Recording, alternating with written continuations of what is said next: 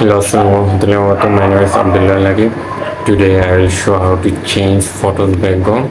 So, any wasting time, let's start. ফিরে আসলাম একটা intro পর। সো আপনাদের এই কাজটা আগে করার জন্য ফার্স্ট অফ অল আপনাদের একটি অ্যাপস ইনস্টল করতে হবে, সেটা হচ্ছে ফটোরুম।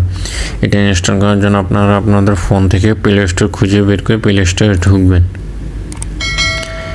দেন ঢুকার পর আপনার উপরে সার্চ বক্স পাবেন, সেখান থেকে ফটোরুম লিখে সার্চ দেবেন, PHOTO। দেন আপনার সাজেশনে ফটোরুম অ্যাপসটি পেয়ে যাবেন।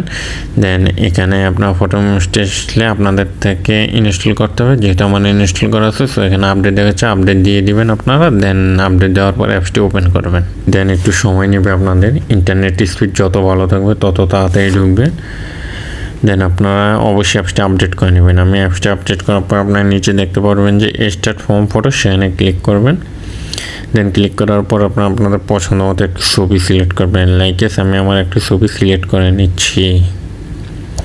আমি আমার এই ছবিটি সিলেক্ট করে নিচ্ছি। কিছু সময়ের মধ্যে দেখবেন ছবিটির ব্যাকগ্রাউন্ডটা চেঞ্জ হয়ে আসবে। দেন ব্যাকগ্রাউন্ড চেঞ্জ হয়ে আসার পর আপনার অনেকগুলো টেমপ্লেট দেখবেন, সেখান থেকে যে কোনো একটি টেমপ্লেট সিলেক্ট করবেন। বাট রিমেম্বার দ্যাট আপনার ক্লাসিকের যে কোনো অপশন সিলেক্ট করবেন। আমি ট্রান্সপারেন্ট এই অপশনটা সিলেক্ট করে নিয়েছি। দেন এখানে সিলেক্ট করা আপনারা দেখতে পাচ্ছেন যে ফটোরুম থেকে একদম ব্যাকগ্রাউন্ডটা আমার চেঞ্জ হয়ে গেছে। ছবি সুন্দরভাবে কোনো রকম ফাটেনি, জুম আপনার ছবির কোয়ালিটি রেখে একদম চেঞ্জ হয়ে গেছে। আপনারা চাইলে এবার ছবির ব্যাকগ্রাউন্ড চেঞ্জ করতে পারেন, এবং আপনারা চাইলে এখান থেকে পিছিয়ে ব্যাকগ্রাউন্ড কিছু লাগাতে হলে আপনারা এখান থেকে অ্যাপস থেকে কাস্টমাইজ করতে পারেন। সেটা আমি দেখাচ্ছি না। আজকের বিষয়টা হচ্ছে কি আপনারা কীভাবে ফটোরুমের ব্যাকগ্রাউন্ডটা চেঞ্জ করবেন সেটাই দেখানো হয়েছে ভিডিওতে। যদি ভিডিওটা ভালো লাগে অবশ্যই একটা লাইক করবেন, কমেন্ট করবেন, আর বন্ধুদের সাথে শেয়ার করতে ভুলবেন না। আপনারা সকলে আজকে ভালো থাকেন। Thank you.